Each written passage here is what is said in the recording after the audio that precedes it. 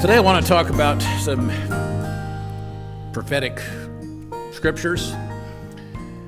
A number of months ago, back before the feast, I gave a sermon called 40 Years in the Wilderness, reflecting on the 40 years since the death of Herbert Armstrong, God's apostle, back in the 1970s to the 90s, and all the events that had taken place with the scattering of the church as prophesied in Zechariah, and the other issues that had been, you might say, our experience for 40 years, because we certainly experienced being scattered in a wilderness, you might say, of fragmentation and of God's people sort of having to prove exactly what God promised the Israelites they had to prove when they were in the wilderness. And that was, God says, I will put you in this wilderness for 40 years to prove you and test you to see what is in your heart, whether or not you will obey my laws. Now we look at where we are. And so this sermon is called The Next 40 Years, Life on the Run. I wish I could tell you that the next 40 years are prophesied in the Bible to be times of ease, times of peace, times of life for a Christian being, kind of like being at a resort, sitting back on the beach, drinking iced tea, looking at the ocean. That's not what it says. The scriptures in the Bible, I've reviewed all of them that I can find about the church in the end time. There's one that's positive about our experience now. Now, the end experience is wonderful because we are in the resurrection. God's people meet Jesus Christ in the air. We land on the Mount of Olives, and we proceed to then be part of the family of God forever.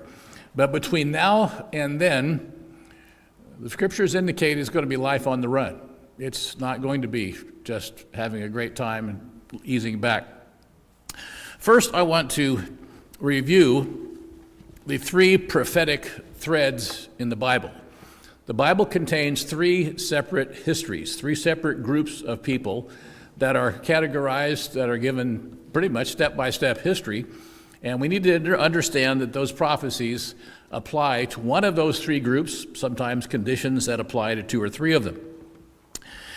The first one, and this is the one you're most familiar with, it's not historically the first, but historically, or at least wise in our experience, the first thread of history we have are the descendants of Abraham, called the people of Israel. Abraham, Isaac, Jacob, whose name was changed to Israel. We have their history beginning in Genesis 12, coming all the way through the books of Exodus, and of course all the histories of Judges. We have the histories of the Kings and the Chronicles, and even down into the New Testament, because the 10 tribes of Israel were well spoken of several times in the New Testament. Josephus even reinforces that and talks about the 10 tribes and where they were scattered. And then many of the prophecies, especially in Ezekiel and Isaiah, refer to the peoples of Israel, not the little nation of Judah over in the Middle East, but the scattered peoples of Israel, primarily the descendants of Joseph, who have received the promises of the blessings given to Abraham. And those prophecies apply to our time. So when we look at prophecies, we have to understand which ones apply to the descendants of Abraham, the descendants of Jacob. And where are we in the sequence of those things, and where do we fit in? The second history is given to us is the history of the Gentile nations. Now let's go over to Daniel chapter 2, just because I don't have time to cover all three of these, but I want you to understand when you look at prophecies, which of these three groups of people this particular prophecy is talking about. In Daniel chapter 2, this is the foundation of the story of mankind's four world-ruling empires, beginning, of course, in the time of ancient Babylon in the 600s, 500s, 700s BC.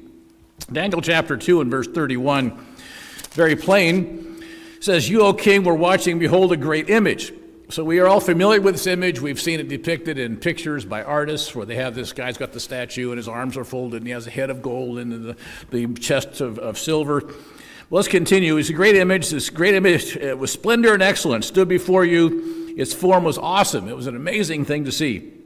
Its image's head was of fine gold, its chest and arms of silver, its belly and thighs of bronze, and his legs of iron and feet partly of iron and partly of clay. And you watched while the stone was cut without hands, which struck the image on its feet of iron and clay. So a supernatural stone, not one that was man-made, but one that came out of the sky that was made without hands, comes out and destroys this image it turns completely to chaff or to dust and simply is blown away. Now in Daniel chapter 7, in Daniel chapter 11 and 12, we have additional information about these four world-ruling kingdoms. And then of course we have them again mentioned in the book of Revelation. So the second history that is given to us in the Bible is these four world-ruling nations. And much of the prophecies that are about the end time do cover what is happening with these Gentile nations, because they are the ones that then surround Jerusalem. All the armies of the earth gather to resist the returning Jesus Christ. And of course, the beast power will begin in the area of the fourth beast and rebuild that fourth beast, and the 10th and finally the 11th image or the resurrection of that beast, because one is and one was and one is yet to come. And I think you understand those verses. Now, which prophecies refer to Israel? Which prophecies refer to the Gentile nations? Those are important. Today I want to focus on the third group whose history we have in the Scriptures. And the third group is those who are called by God to be in His church. It begins with a man you've heard of. His name is Seth. Seth began the time of following God back in Genesis. Let's go back to Genesis chapter 5, because you see, when Jesus Christ said that the gates of Hades would not prevail against His church, He meant forward and backward. Going back to the time of Seth, there were people who God called who understood God's knowledge, understood about the kingdom of God, and they followed Him. In fact, in Genesis, we have these 10 men, 10 generations, from Adam down to a man named Noah, who were perfect in their generations, and they are called righteous. They were the beginning of those whom God would call. Genesis chapter 5, this is the book of the genealogy of Adam. In the day that God created man, He made him in the likeness or the image of God. And sadly, we live in a generation and a time when people have almost completely forgotten the incredible importance of respecting the fact that we are made in the image of God.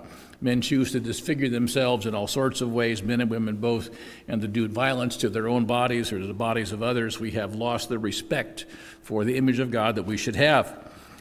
He created the male and female. I know that's not popular today. Not long ago, I had occasion to go on the King County, Seattle office of the King County. It was one of their places where you do some legal things. I was just helping somebody. And King County officially lists 18 different genders you can choose from. 18. God made them male and female. They have added 16 to that. So it's really sad what has happened, the complete rejection of God's truth in our society today. But that's a sidelight. So Adam lived 130 years, begot a son in his own likeness after his image, and he named him Seth. In this chapter, we have Seth begetting Enosh, and then we have other men mentioned, Cainan. These men were the ones who were essentially the only ones who were following God during this time in the pre-flood world. Verse 18, Jared lived 162 years and begat Enoch. And of course, this is the pre-flood world, 900 plus years after Adam. And Enoch walked with God for 300 years. He begat Methuselah, or actually Methuselah begat Enoch. All the days of Enoch were 365 years. He died a youngster compared to all the rest of them. Enoch walked with God, and he was not. So Enoch was one of the creatures of righteousness, who of course eventually became an ancestor of Noah. All the days of Methuselah were 969. He lived and died. And of course, Lamech lived 182 years and had a son. His name was Noah, and he was perfect in his generations. So the Church of God goes back a long way, and we have not only not a history where we have everybody's name, but we certainly have a good enough history to know that there have been followers of Jesus Christ's teachings, followers of God, true teachers, followers, all the way down through time. Now I want to go over to Daniel chapter 7, and that's where we're going to begin our study of the prophecies concerning the church in the end time, because Daniel chapter 7 is the first place where the saints of God are mentioned as a group. Daniel chapter 7, of course, builds on and adds to the knowledge in chapter 2 about the four world-ruling kingdoms. And here we have Daniel chapter 7 twice mentioning very specifically the saints of God and the fact that they're going to have an eternal reward given to them. They shall possess the kingdom forever and ever. Let's drop down to verse 7. After this I saw in the night visions, behold, a fourth beast, dreadful and terrible, exceeding strong. It had huge iron teeth. It was devouring, breaking in pieces, and trampling the residue with its feet. It was different from all the beasts that were beaten, and it had, or that were before, and it had 10 horns. So we have this prophetic prophecy here, prediction about this fourth beast that would come after the other three, but it was going to be different, and it would be an expanding kingdom. It would devour and break in pieces and trample. And we understand that the Roman Empire exploded on the scene in about 250 BC, and by the time 150 years later controlled the entire Mediterranean, and subsequent to that most of Europe, most of the island of Britain, and then on into Eastern Europe and all of North Africa, much of the Middle East, over to the place. They were on the edge of Bithynia, but they were not allowed to conquer Bithynia. Remember, Crassus went over there, was going to do that when he was one of the triumvirates, serving with Mark Antony and Julius Caesar, and he was stopped, beaten, because the Bithynians were Israelites. And the Israelites were heading up north, and many of you may know the story, because I assume you all are interested in that kind of thing, but I'll tell you if you may have forgotten. Julius Caesar was assassinated when? The Ides of March, 44 BC. What was he planning on doing? He had amassed one of the largest Roman armies in history over at Brundisium, over on the coast, and he was going to have this big navy, and he was going to conquer Bithynia because they had beaten Crassus, and so he wanted to settle the score, and he wanted to land in modern-day Turkey, go all the way to the east, conquer Bithynia, go all the way up through what we call Eastern Europe today, Hungary, Romania, Czechoslovakia, and in Western Germany. He wanted to come back down into Rome with this massive army and be the great hero, have the greatest triumph ever celebrated in Rome. Now, the problem with that is he likely would have done it, because he was a general, he was of unparalleled accomplishments. He'd already conquered Gaul and killed millions of Gauls, and of course had gone to Britain but then came back. So when he was assassinated, his army basically disintegrated, and so God spared Israel. The Israelites who lived in Bithynia and on up into the area of the Caucasus Mountains, there today we call Iraq and southern Europe, that would have been conquered by Julius Caesar, and the ancestors that we know as the sons of Joseph living in that area would have been wiped out, or would have been certainly subjugated to Rome. So when you hear about the assassination of Julius Caesar, God may have at least allowed it. I'm not going to say he inspired it directly, but maybe so. But it's just an interesting history how God has protected the people of Israel physically from being destroyed during all of those years. Now, having said that, this was the fourth beast who was going to kill all the Israelites way back then, but they're going to try to do it again. This is just a beginning, you might say, strategy, because the Bible says in, Isaiah 7, it is in his heart to destroy nations, not a few. And so that's who we're talking about, this fourth beast, and it is in his heart to destroy nations, not a few. Now, what happens in verse 8 is I was considering the horns, these 10 horns, these 10 resurrections of the Roman Empire, and a little one comes up before whom 3 of the first horns were plucked up, and by the roots. And there in this horn was eyes like the eyes of a man, a mouth speaking pompous words. So this man speaking pompous words comes up in the middle of between the third and the fourth resurrection, and we know that as a false religion, and man who claims that he is Jesus Christ, or sitting in the seat of Christ. And so we have this little horn that comes up and begins to dominate these horns or resurrections of the Roman Empire. Now, he says, I was watching till thrones were put in place, and the Ancient of Days was seated. So this is a big panorama of history, but now it comes forward to the time when it's time for the return of Jesus Christ, but it is in the context of this Roman Empire, of this fourth beast, as it is being dominated by this little horn with the great eyes and a mouth speaking pompous words. You can kind of tie in 2 Thessalonians 2 to this very easily. So I watched till thrones were put in place, and the Ancient of Days was seated. So there's a time of judgment. If you've ever been to court, everybody stands, the judge comes in, he sits down. That means it's time for court to be in session and judgments to be rendered. His garment was white as wool, the hair of his head was like pure wool, And his throne was a fiery flame, its wheels a burning fire.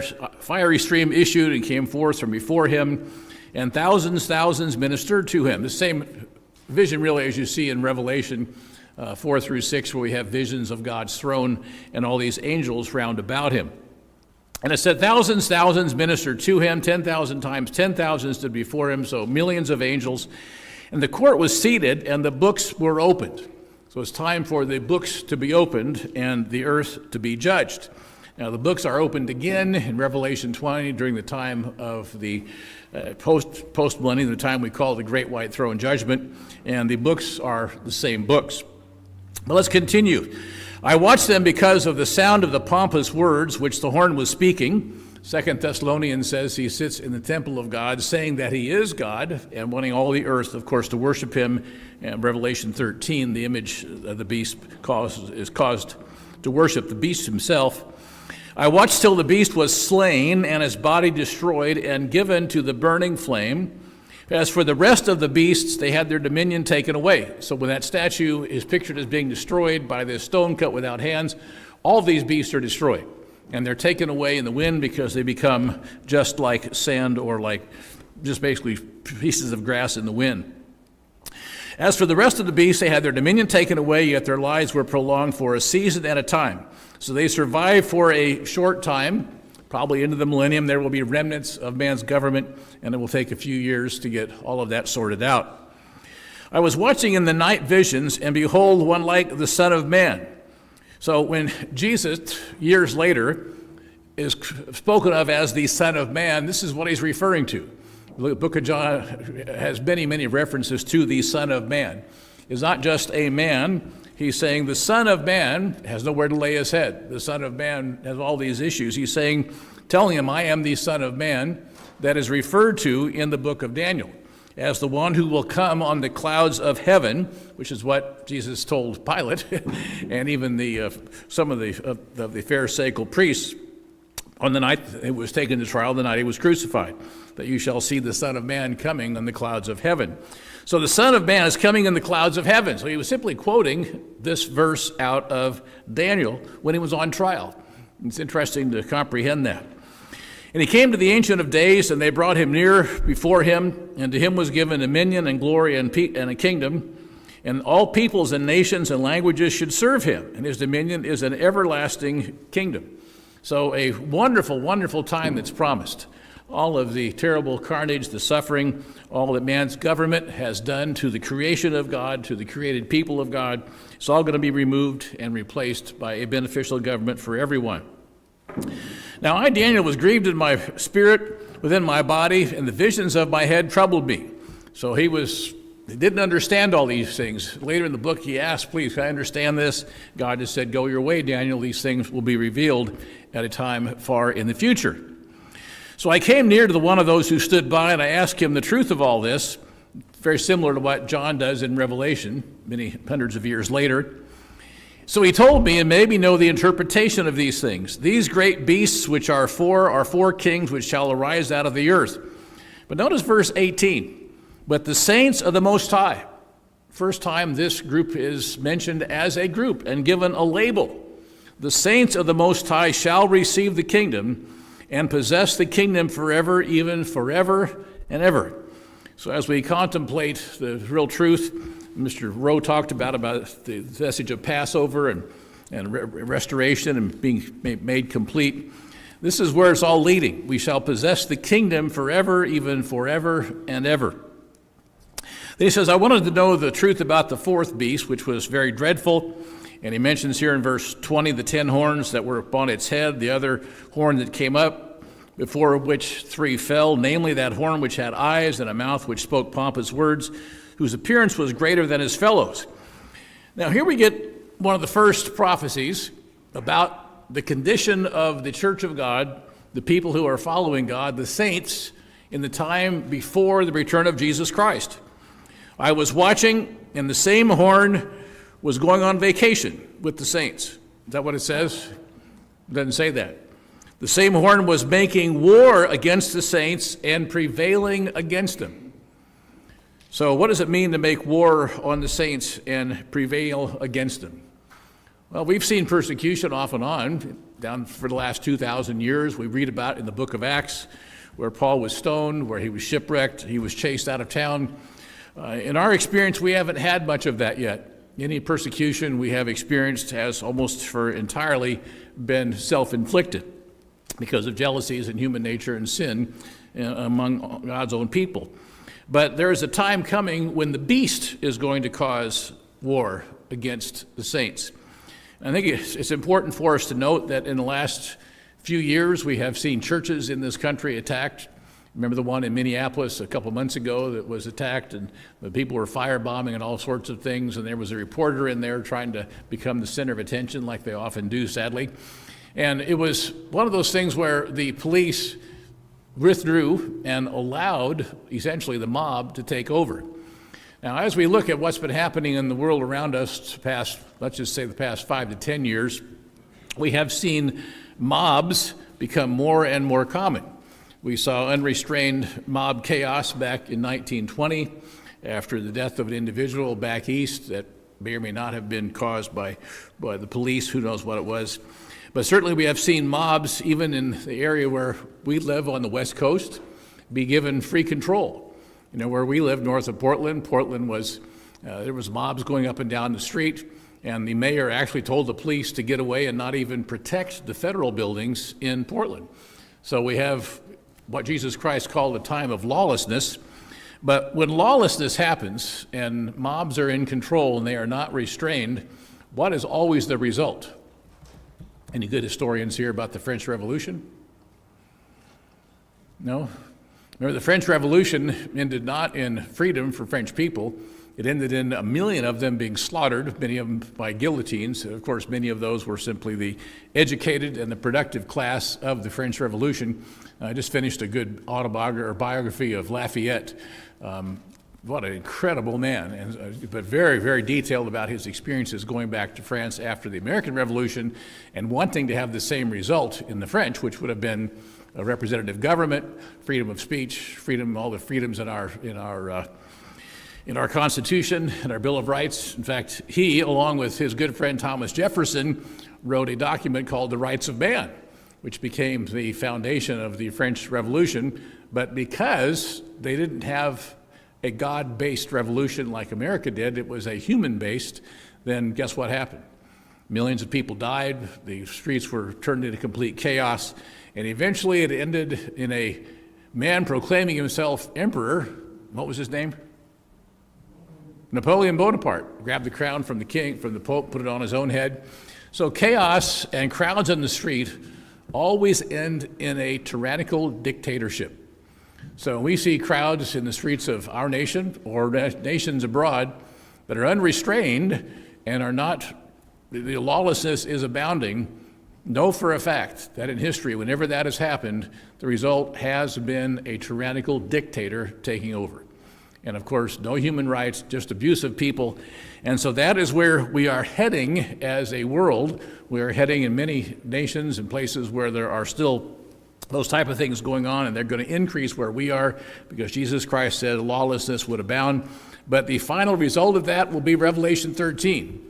A world-ruling beast, a man who will proclaim himself to be God and stand in the place of God, and all the world will have to worship him and keep his mark, or else they will be persecuted. So I was watching, and the same horn was making war against the saints. And so the horn that controlled the fourth beast is prophesied as making war against the saints. Now let's go over a couple chapters to Daniel chapter 11. Chapter 11, again, is a long history. I'm sure you've all studied it about the various comings and goings of Antiochus Epiphanes and the things that were challenging. So much of it takes place in the 160s to 170s BC in the area surrounding Jerusalem and, of course, Judea. But in Daniel chapter 11 and verse 32, there is a time switch. As you're familiar with, much of prophecy does that. It switches centuries, it switches time frames, but the idea is that we comprehend what has happened in previous centuries and times so that when the time switch comes, we'll recognize, oh, that's happening again. because Antiochus Epiphanes was simply a type of the man of sin or the beast that's coming, as were a number of other examples in the Bible. So in verse 32 of Daniel 11, we essentially switch from 167 BC to the times in which we live. I'm going to predict the times just ahead of us, just a few years ahead of us perhaps, maybe even less than that. So verse 32, those who do wickedly against the covenant, he shall corrupt with flattery. Now, this is a verse or a sentence that gives us pause for thought, because so many American churches now have been based on flattery. I'd like to give you an assignment. Look at YouTube. YouTube, by the way, is more hours of view on YouTube than all television stations, all other stations combined. And YouTube is the second most used search engine in the world. But there are quite a number of very good programs that detail why the mega churches in this country have collapsed, why even the great big ones in Houston, in Texas, in Los Angeles, they eventually are empty now. Many of them are being sold off. And these YouTube videos are frankly pretty good about saying what the reason was, why these guys started. They were all based on Robert Schuller's House of Power, the big glass cathedral down in LA, that it was based on, he was kind of the founder of the feel good, God has a wonderful purpose for your life, and tomorrow you're going to find out just how much God loves you because he's going to bless you with all this money and prosperity and great things. And it was a real kingdom that was built, and these mega churches were built upon flattery. That's what it was. These mega churches were built upon flattery. Nothing about repentance, nothing about how awful sin is, nothing about God's commandments. It was built, they call it the health and wealth gospel or the feel-good gospel, and it has taken America like a broom sweeping the floor for the past 30 years. It's all coming home to roost now because people are realizing, especially, the younger generation, I'm talking, 35 and under, they have, I think, as a generation, some great weaknesses, but one of their great strengths, according to Barna and some of the other analyses people that do these surveys, is that they are very, let's just say, analytical. And they're very sensitive to hypocrisy. They're very sensitive to people being genuine and not being, you might say, self-centered and trying to pull the wool over people's eyes or deceive them. So the younger generations have seen the fallacy of this feel-good, health and wealth gospel, that God has nothing but wonderful things in your life planned. All you have to do is just wave your hand, give us some money, whatever it might be. And so the attendances in most of those churches are collapsing very, very quickly. Many of them are simply boarded up and for sale. The Crystal Cathedral was sold to the Catholic Church. They turned it into a Catholic church. Just one of those things. But what we have here is the covenant is being destroyed by flattery. Instead of the true church of God being taught the truth about the kingdom of God, the truth about repentance, the truth about God's holy days, about the Sabbath, instead people are being fed a diet of flattery.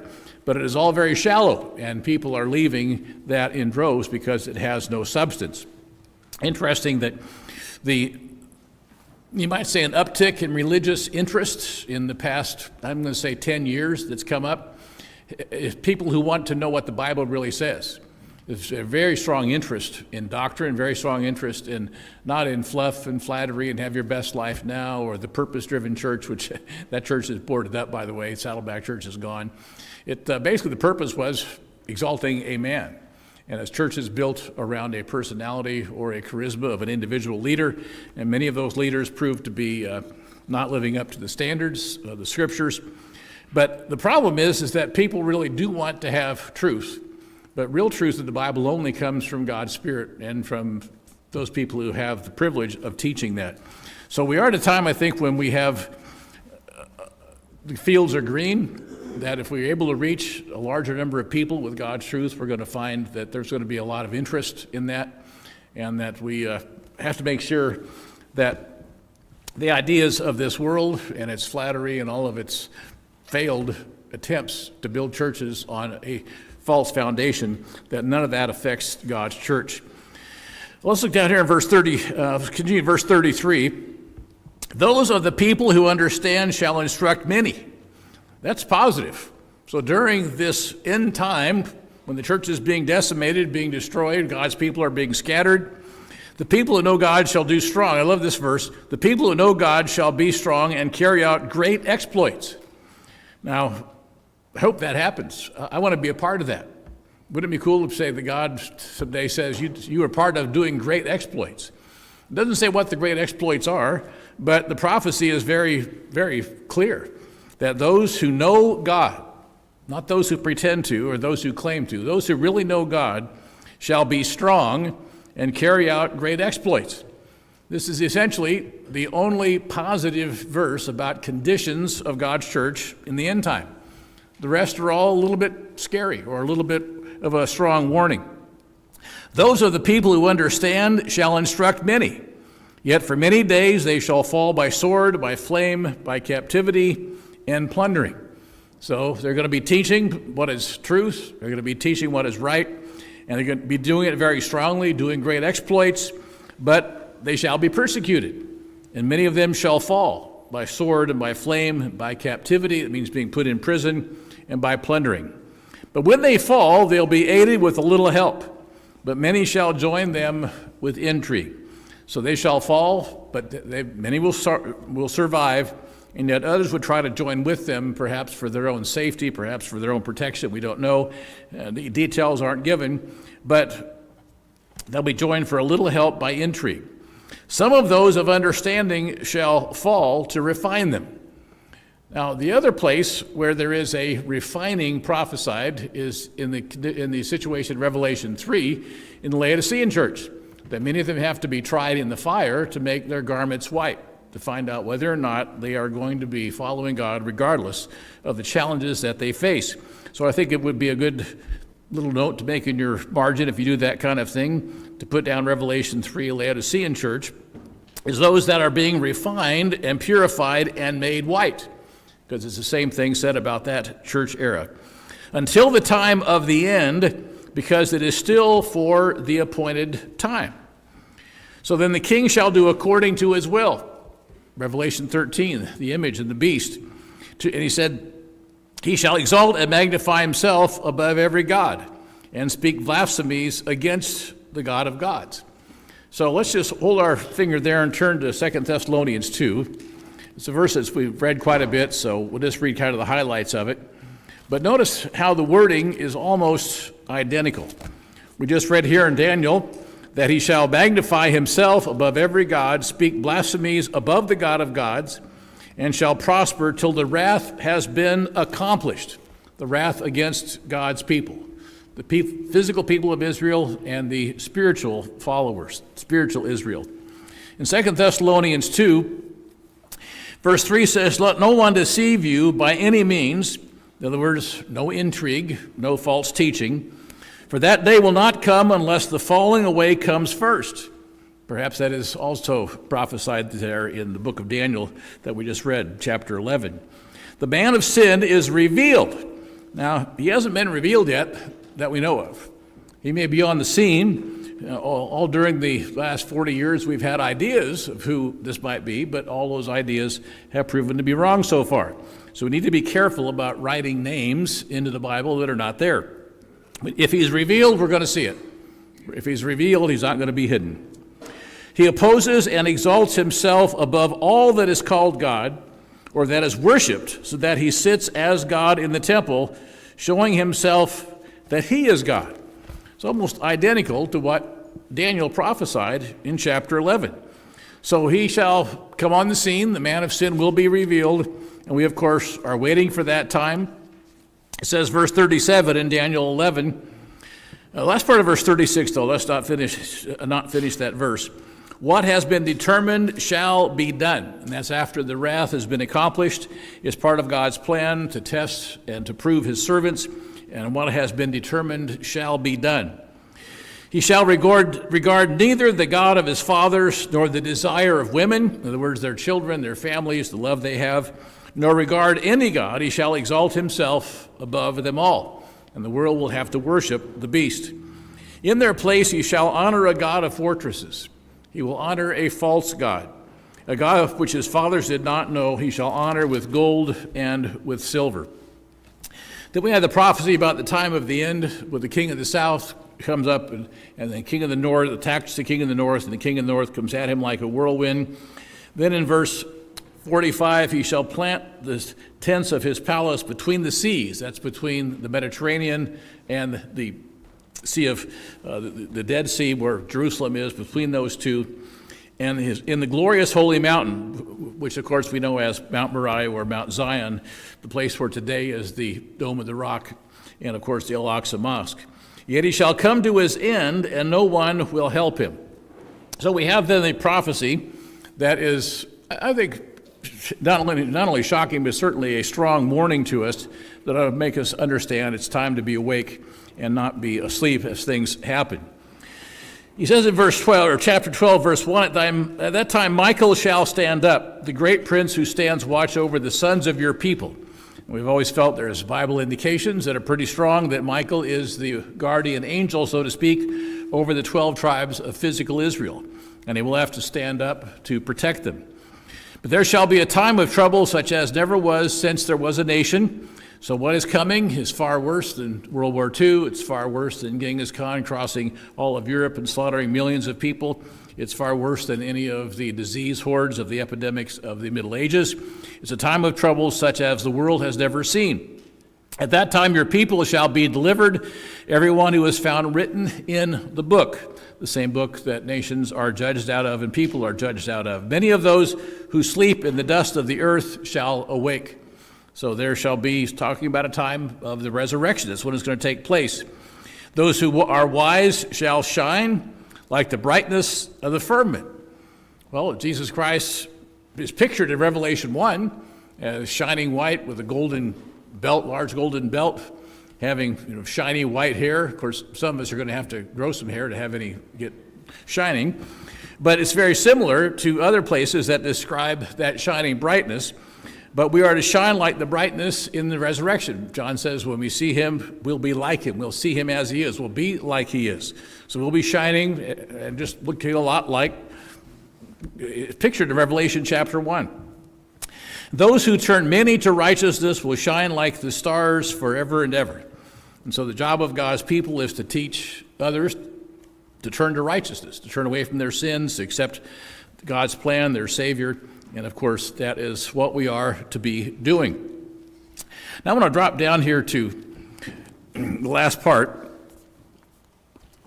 Verse 6, I said to the man clothed in the linen, so Daniel sees this man standing by the river, clothed in linen, obviously an angel, maybe Michael, and he has to hold his hands up. I heard the man clothed in linen who was above the waters of the river, when he held up his right hand and then his left hand to heaven. So he holds both of his hands up. And he swore by him who lives forever, it shall be for a time, times, and half a time, when the power of the holy people has been completely shattered, all these things shall be finished. So it is this process of the persecution of God's people that when it is over, all things that are prophesied here will be over. All these things shall be finished.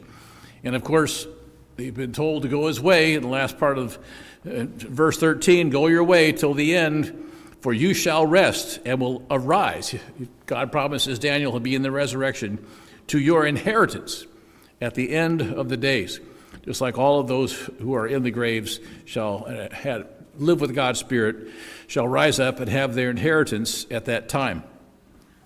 Now I want to go to Luke chapter 12, because there's a little lesson we can learn here about the meat and due season, or what we are to be doing in the meantime. Because it is easy just to go along with the world. It's easy not to go out and preach the truth of God that is offensive to some people, or might cause them to be, let's just say, resentful, might cause some persecution. But he says in Luke chapter 12, let's begin in verse 35. He says, let your waist be girded and your lamps burning.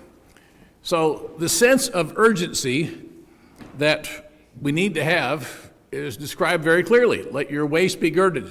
You have your clothes on, ready to go in case it is time, and your lamps burning. In other words, your fire in your heart still burning. Because as you know, the prophecy of Matthew 25 about the 10 virgins all go to sleep, which I think is a very, very sad prophecy, that the church all goes to sleep. But that 5 at least still have enough oil in their lamps to be accounted worthy to be in that final wedding supper that's pictured there. Let your waist be girded and your lamps burning. Now, for years we had a sense of urgency about Jesus Christ coming in the next those few years. And when I was in college, we wondered if we'd be able to graduate college, if Christ wouldn't come first, or if we'd be old enough to ever have children. Now we have grandchildren who are attending or getting ready to go to their own college at some point. So the years have gone by. The urgency we had was not wrong, because it caused us to have a strong dedication to God's people, and certainly a very, very good service, you might say, mentality that so many have demonstrated over the years. And we have a lot of those servants that are today in the grave awaiting the resurrection. But Luke chapter 12, verse 35 says, let your waist be girded and your lamps burning. Paul later says it's now time to awake out of sleep, because your redemption is nearer now than when you first believed. You yourselves be like men who wait for their master when he return from the wedding, that when he comes and knocks, they may open the door immediately. Not after a long wait, or not after gathering up all those things or putting things away that were sidetracking them, that they may open to him immediately. Blessed are those servants whom the master, when he comes, will find watching. Assuredly, I say to you, he will gird himself and have them sit down to eat, and will come and serve them. But know this, if that man, he just talks about verse 38 talks about the second or third watch. Blessed is he find those servants. But know this, that if the master of the house had known what hour the thief was coming, he would have watched and not allowed his house to be broken into. Therefore be you also ready, for the Son of Man is coming at an hour you do not expect. So Jesus Christ may be coming at a time when many have gone to sleep, when many don't really expect it. After all, time's gone on much longer than we thought it would. But that doesn't mean it's not going to happen. Every word of God is sure. The word of God cannot be broken. And the prophecies about the church in the end time certainly is not, they are going to come to pass. None of them are going to be ignored or not come to pass, not actually happen. I want to go down to Isaiah chapter 6. I think we've mentioned Revelation 13 enough times. We haven't read it, but that's okay. Isaiah chapter 6. I'm going to begin in verse 1. Here we have a vision of the Lord. There are 4 authors of the Bible who saw visions of heaven and wrote them down for us. Obviously, Ezekiel had 2, chapter 1 and chapter 10, very, very clear. Isaiah, John in Revelation saw heaven opened, saw the angels, saw the throne of God, saw the Lamb and the seal, so we have his detailed explanation. The Apostle Paul said he was transported to the third heaven, but he saw and heard things he couldn't tell us about. Now, that's very frustrating. Why would he say that to us? Why don't you just tell us what it was? Well, God didn't inspire him. But here in Isaiah 6, beginning at verse 1, in the year that King Uzziah died, I saw the Lord sitting on a throne, high and lifted up, and the train of his robe filled the temple. So Isaiah saw God sitting on his throne, high up in the sky or high above him, and a large robe filling the temple.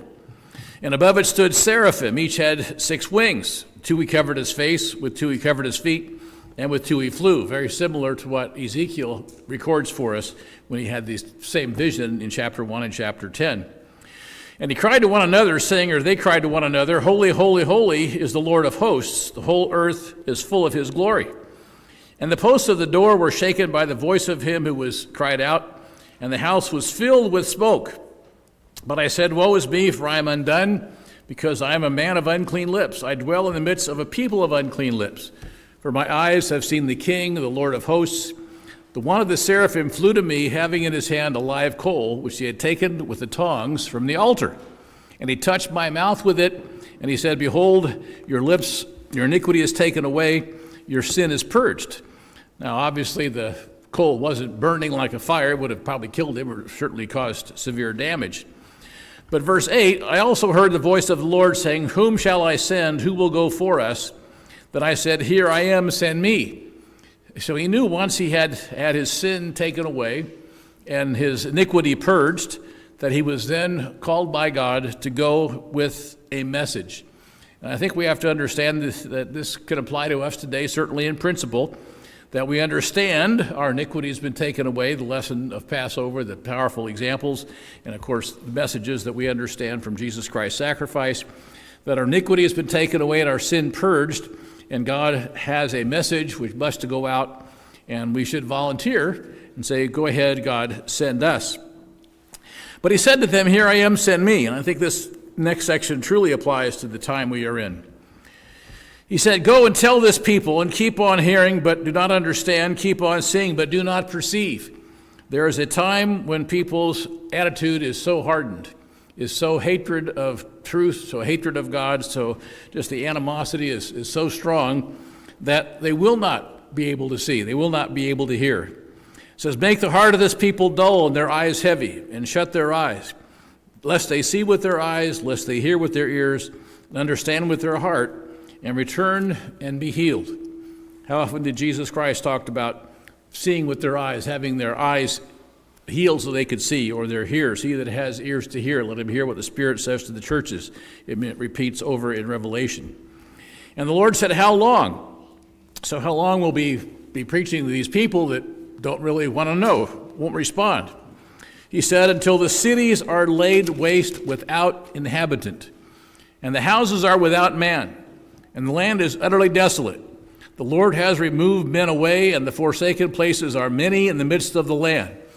So this, I believe, does apply to the time in which we live. I'll tell you why. How many wars are you hearing about in the news? Most of us just hear about the one in Iran, right? Because that's what the United States is involved in. There's all sorts of technology. And certainly we are seeing sort of Star Wars come to life with all these drones and all these mechanical things. I was telling Mr. Goethals earlier that, years and years ago when I was a small boy, there was a show called Star Trek. And we had Captain James T. Kirk, going to places where man had never gone before. And I remember going to school and we would talk about, do you see Star Trek? These doors opened automatically. You just walk up and the doors open. Can you imagine that happening?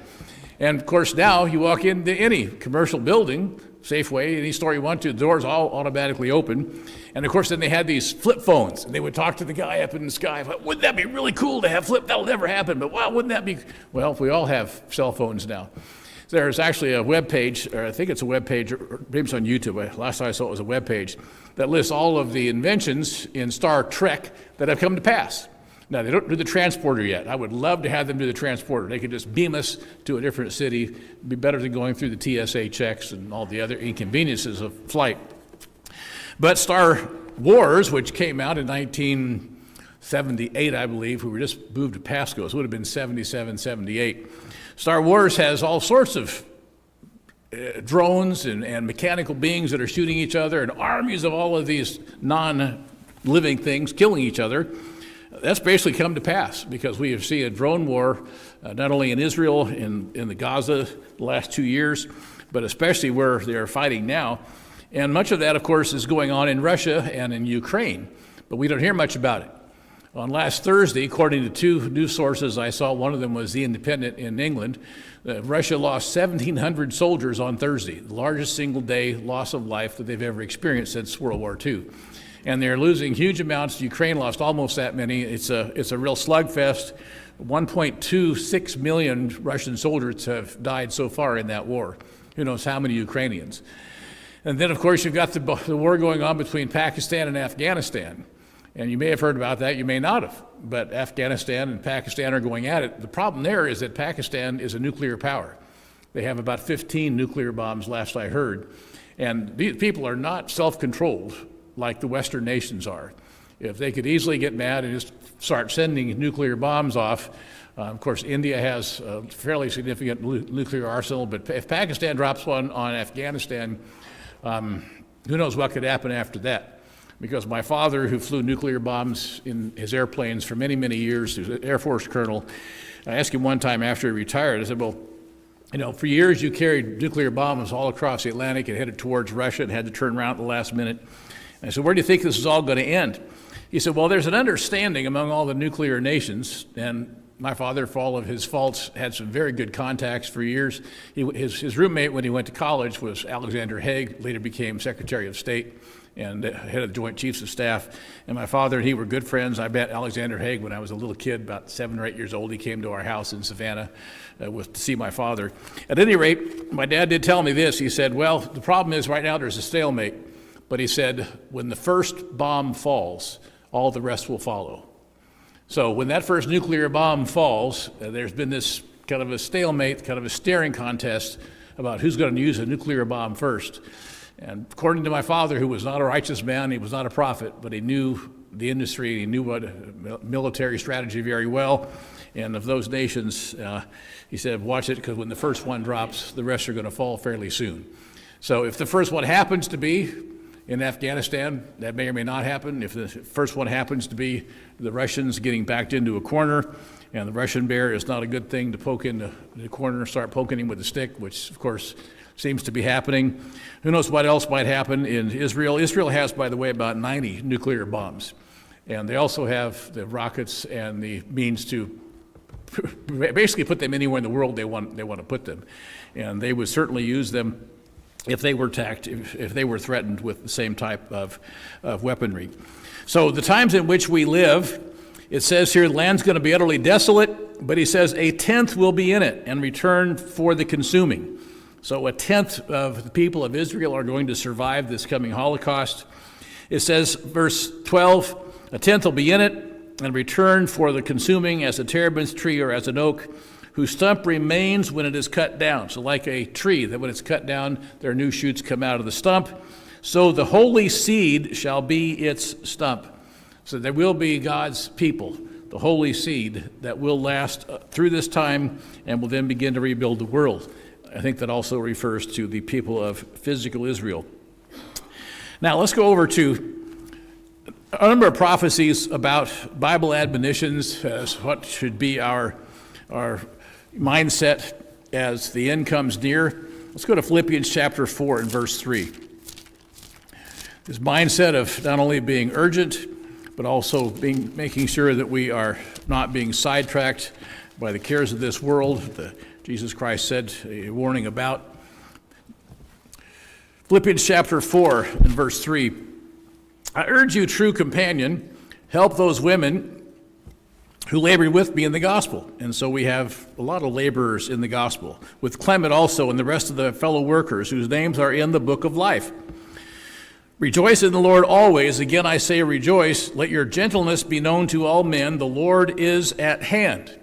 One of a number of places in the New Testament where the writer, Paul, sometimes Peter, 1 Peter, says the Lord is coming. The return of Jesus Christ is fairly close. And he tells that and wrote it down for us so that we would not lose our sense of urgency. So what does he say we should be doing during a time when perhaps persecution is coming, a time when perhaps life on the run and the refining of those people that God wants to be in his kingdom is going to take place? He says, be anxious for nothing. Don't worry. We have a very anxious generation. We have more anxiety drugs prescribed now than we ever had in the past. There's a good book called The Anxious Generation that I've got a copy of. It just describes what has been happening to the youth in America for the last 20 years and why so many are anxious about something. When we were kids, we weren't anxious, we were just busy. We were anxious about getting a new bike or repairing our flat tire maybe, but now we have anxiety drugs being prescribed almost like candy. It's just a sad, sad commentary on our society. But God says, be anxious for nothing. Live a life of faith, knowing that God has promised to take care of us and will always be with us. Remember the last part of Hebrews chapter 13, I think it's verse 6, Jesus Christ said, I will never leave you and never forsake you. And that's something we have to never forget. So be anxious for nothing, but in everything by prayer and supplication, with thanksgiving, let your requests be made known to God. So this is in a time when challenges are coming. Don't neglect prayer. Don't neglect to be thankful. Don't neglect to make your requests made known to God. And the peace of God, which surpasses all understanding. Humanly, we cannot understand the peace that God gives us. With God's Spirit, hopefully we can experience it and also come to understand it. He will guard your hearts and your minds through Jesus Christ. Then we have, of course, the famous verse 8 about all things that are good and lovely and noble. Think about those things. It's hard to do that when you're living life on the run, but we must all try. Let's go now over to James chapter 5 and verse 7. James chapter 5 and verse 7. James tells us to be patient as the coming of the Lord draws near. So we may see challenges. We're going to see this nation continue to degenerate. We're going to see the social conditions get worse and worse. We're going to see immorality. We're going to see corruption in government. We're going to see riots in the streets. We're going to see things that we never anticipated. But he says in the book of James, chapter 5, beginning in verse 7, "Therefore be patient, brethren, until the coming of the Lord." So just be patient. Just wait, because Jesus Christ is in control and his word is sure, and the prophecies we've read today are going to come to pass. "See how the farmer waits for the precious fruit of the earth." So there's no amount of talking or yelling or screaming at your plants that makes them grow faster. You know, you plant your tomatoes, you plant your zucchini, you plant all these things. They say that playing classical music in a greenhouse helps the plants. I've never tried it, but I've heard people say that playing classical music in a greenhouse helps the plants to grow faster. I'm probably not going to try that, so you might try it on your own or see what you can find out. But no matter what we do, we cannot make the return of Jesus Christ come sooner. All we have to do is obey what he said. Be patient until the coming of the Lord. "See how the farmer waits for the precious fruit of the earth, waiting patiently for it until it receives the early and the latter rain." So the early rain really is depicted for us in the book of Acts.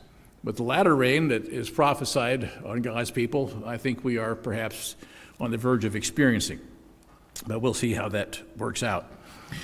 "Be you also patient, establish your hearts." Don't neglect salvation. The Bible warns us in Hebrews chapter 2 to not neglect salvation. We do that by neglecting prayer, neglecting fasting, neglecting tithing, neglecting fellowship, living a life on our own as insulated from the world, insulated from other Christians does not work. So don't neglect salvation. He says, "Establish your hearts, for the coming of the Lord is at hand." That's the second time he says Jesus is going to be here soon. "Do not grumble against one another, brethren, lest you be condemned. Behold, the judge is standing at the door." So judgment is now upon the house of God, and we need to understand that judgment is, Jesus Christ is standing at the door, and we are in need of being judged accountable, judged with a good report. Now I want to end today over in Revelation chapter 2. Now this is a church era warning that sometimes we gloss over because it doesn't apply to the Philadelphian or the Laodicean era. But John warns us, the Spirit says, let everyone listen to the lessons or the messages to all the churches. So each one of those apply to us. And while this historically may have been earlier, we are repeating perhaps their very same experience. Revelation chapter 2, speaking in verse 10. He says, "Do not fear any of those things which you are about to suffer." So for the next how many years, we may be living life on the run. We may be persecuted. We may be chased out of our synagogues, or what symbolic synagogues, the places which we meet. We may not be able to keep the Sabbath publicly. It's interesting to contemplate that right now it's anti-Semitism and attacks against synagogues. But don't forget, we are Christians and we also keep the Sabbath. So we might be, in the minds of some of those who want to persecute truth or hate God, we might be lumped into the same category as other people that we are truly not a part of spiritually, but we could be perceived that way. So it says, "Don't fear any of those things which you are about to suffer." That's going to be hard if you're suffering. That's going to be hard if you're living life on the run. But that is what we are told. Don't fear the future. Don't fear any of those things that you are about to suffer. It says, "Indeed, the devil is about to throw some of you into prison." That doesn't sound positive, but don't fear it. It says, "that you may be tested, and you'll have tribulation 10 days. Historically, we link that to persecution of Diocletian, lasted 10 years. But perhaps our time will be similar, perhaps it won't.